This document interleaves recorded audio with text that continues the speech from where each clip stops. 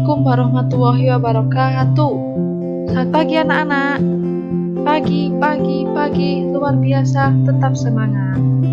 Masih semangat belajar ya anak-anak?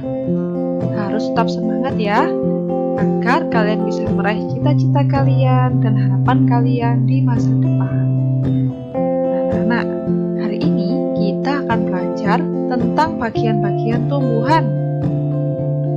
Khususnya di tema 3 ini anak-anak. Apa ya kira-kira yang akan kita pelajari hari ini? Nah, sebelum belajar, kita berdoa terlebih dahulu ya, agar kalian bisa memahami dan mengerti apa yang Ibu jelaskan. Berdoa dimulai.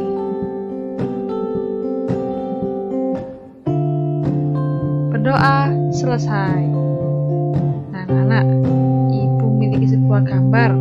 Wah, indah sekali ya anak-anak.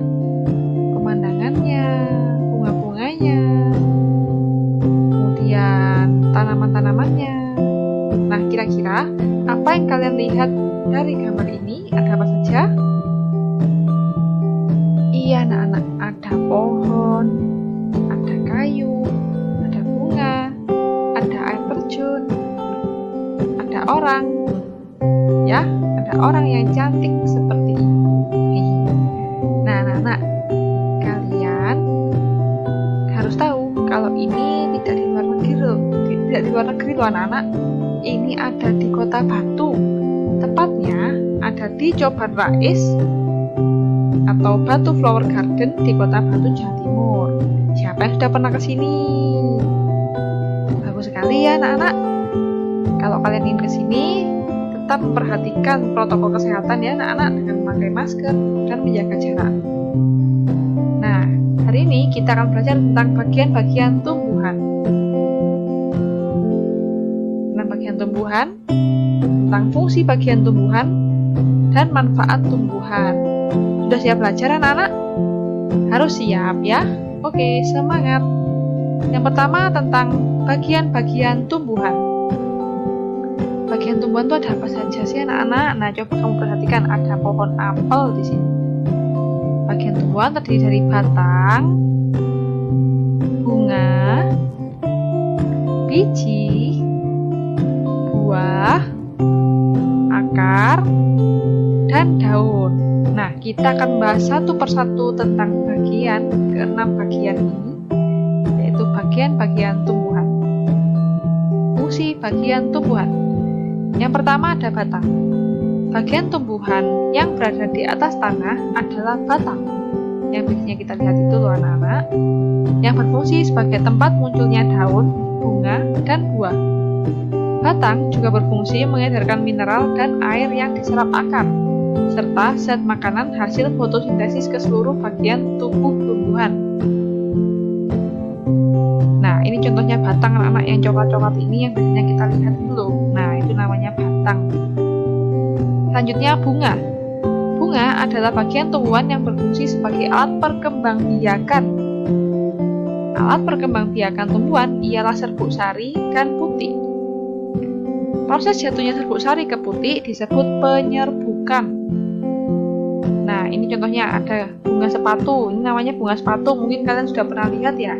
Nah, ini bagian yang Ibu lingkari ini namanya benang sari. Sedangkan ini bagian yang seperti corong ini namanya putik. Nah, saat serbuk sari ini jatuh ke putik, nah itu yang disebut dengan penyerbukan anak-anak. Lanjut, biji. Biji merupakan hasil dari pembuahan yang terjadi akibat penyerbukan antara serbuk sari dan putik. Jika biji ditanam, akan tumbuh menjadi tumbuhan baru. Biji itu berkeping anak-anak. Ada yang berkeping 1 dan berkeping 2. Biji yang berkeping 1 disebut monokotil. Mono artinya 1, kotil artinya biji, artinya berkeping 1. Dan biji berkeping 2 disebut dikotil, di artinya 2, kotil artinya biji, jadi berkeping 2 atau biji 2. Nah, ini contohnya ada gambar kacang tanah. Nah, ciri-cirinya kalau dikotil atau berkeping 2, dia itu bisa dibagi 2 gini, bisa dibuka ya. Nah, contohnya biji kacang. Nah, kalau jagung, nah itu berkeping satu atau monokotil, jadi dia tidak bisa dibelah menjadi dua. Seperti itu. Contohnya ialah biji jagung. Buah. Buah merupakan bagian tumbuhan yang berfungsi melindungi biji. Contohnya buah mangga dan buah apel. Dan banyak buah lainnya. Buah yang memiliki biji itu juga bisa. Buah terdiri atas daging buah dan biji. Nah, bagian yang kita makan biasanya ialah daging buahnya, bukan bijinya ya. Nah, ini contohnya. Ada gambar apukat. Nah, ini bijinya, ini buahnya. Nah, jadi fungsinya daging buah ini melindungi biji. Ini ada apukat. Ini yang biasanya kita sebut pelok itu ya. Melindungi bijinya. Ini ada biji apel juga. Nah, yang kita makan dagingnya. Nah, dagingnya ini melindungi biji ini. Nah, kalau biji ditanam bisa tumbuh menjadi tanaman. Lanjut, akar. Akar adalah bagian tumbuhan yang umumnya berada di dalam tanah. Untuk beberapa jenis tumbuhan, akar juga dapat terdapat di atas tanah, bahkan menggantung. Nah, jadi akar tidak selamanya di bawah tanah ya, ada yang menggantung ke atas. Nah, akar fungsinya sebagai bagian yang mengokohkan tumbuhan ya. Tumbuhan biasa berdiri. Nah, itu kan ada akar. Jika tumbuhan tidak memiliki akar, tumbuhan akan mudah dicabut, mudah roboh ketika diterpa angin atau hanyut terbawa air ketika turun hujan. Nah, inilah pentingnya kita harus menanam tumbuhan ya anak-anak supaya tidak hanyut terbawa air. Nah, kalau hanyut apa yang terjadi? Akan terjadi banjir. Kemudian, zat-zat mineral dan air yang dibutuhkan untuk membuat makanan diserap oleh akar dari dalam tanah. Namun pada beberapa tumbuhan tertentu, akar tidak hanya berfungsi menyerap air dan mineral, tapi juga berfungsi sebagai penyimpanan cadangan makanan. Misalnya pada beberapa tumbuhan, contohnya umbi-umbian. Nah, akar kan umumnya seperti ini ya anak-anak. Ada di dalam tanah, ini tanamannya, ini akarnya. Nah, tapi ada akar yang lain anak-anak seperti ini. Akarnya ada di atas tanah atau akar tunjang. Ya, contohnya akar pandan dan bakau. Ya, ini akarnya di atas tanah. Selanjutnya akar gantung. Nah, akar gantung ini menggantung di atas tanah anak-anak. Itu contohnya akar pohon beringin. Kemudian akar nafas. Nah, ini akarnya seperti lancip-lancip ini ya anak-anak.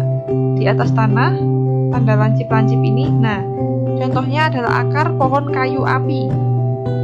Kemudian ada akar perekat. Nah, ini fungsinya untuk merekatkan di tembok atau di pagar itu anak-anak. Contohnya akar tanaman sirih. Seperti itu. Nah, kemudian tadi akar sebagai cadangan makanan. Nah, contohnya singkong dan wortel. Jadi selain untuk mencari mineral dan mengokohkan tumbuhan, dia juga bisa untuk menyimpan cadangan makanan ya, yang biasanya kita makan. Seperti itu. Lanjut, daun. Nah, bagian tumbuhan yang berfungsi sebagai tempat berlangsungnya fotosintesis adalah daun.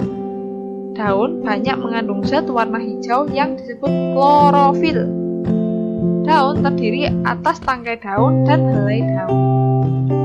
Nah, anak-anak, berikut merupakan berbagai macam bentuk daun anak-anak. Jadi daun itu bentuknya tidak hanya satu, tapi ada banyak sekali. Nah, ini Ibu menunjukkan ada 4 macam bentuk daun. Yang pertama, daun melengkung. Nah, bentuknya seperti ini.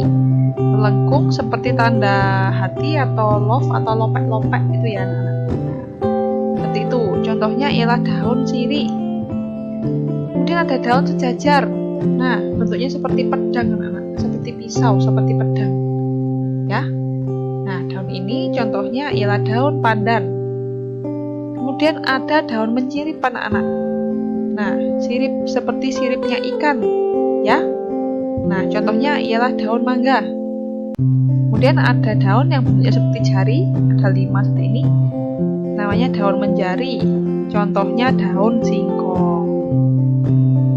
Kemudian selanjutnya ialah manfaat tumbuhan. Apa ya manfaat tumbuhan? Nah, yang pertama ialah penghasil oksigen atau O2 dan membuat udara menjadi sejuk. Yang kedua, sebagai sumber makanan dan obat-obatan. Nah, seperti sayur yang kita makan setiap hari, obat-obatan seperti jahe, kunyit. Nah, itulah salah satu fungsi tumbuhan. Kemudian sebagai bahan pembuat pakaian dan rumah. Nah, seperti tanaman kapas. Nah, kapas itu kan bisa kita buat sebagai bahan pembuat pakaian dan rumah. Nah, pohon-pohon yang tadi besar-besar, kayunya bisa kita buat menjadi rumah. Selanjutnya, melindungi dari sinar matahari. Coba bayangkan, saat di udara yang terik dan panas, tidak ada pohon yang memberikan kita oksigen dan kesejukan. Bagaimana rasanya bumi ini? Nah, oleh karena itu kita harus menjaga tumbuhan agar tetap lestari ya anak-anak. Kemudian, sebagai tempat tinggal hewan. Nah, kebanyakan hewan yang hidup di darat tinggalnya ada di tanaman atau di hutan ya. Jadi kita juga harus menjaga agar tumbuhan itu bisa digunakan untuk tempat tinggal hewan. Nah, anak-anak, pesan moral pada hari ini ialah kita harus merawat dan melestarikan tumbuhan karena tumbuhan telah memberikan hal baik pada kita. Sebagai manusia, kita tidak boleh merusak ya, terutama merusak tumbuhan. Nah, kita tidak boleh melakukan itu. Nah, mungkin itu yang bisa Ibu sampaikan. Semoga kalian bisa memahami apa yang Ibu sampaikan. Ibu akhiri ya. Wassalamualaikum warahmatullahi wabarakatuh. Terima kasih. Sampai jumpa.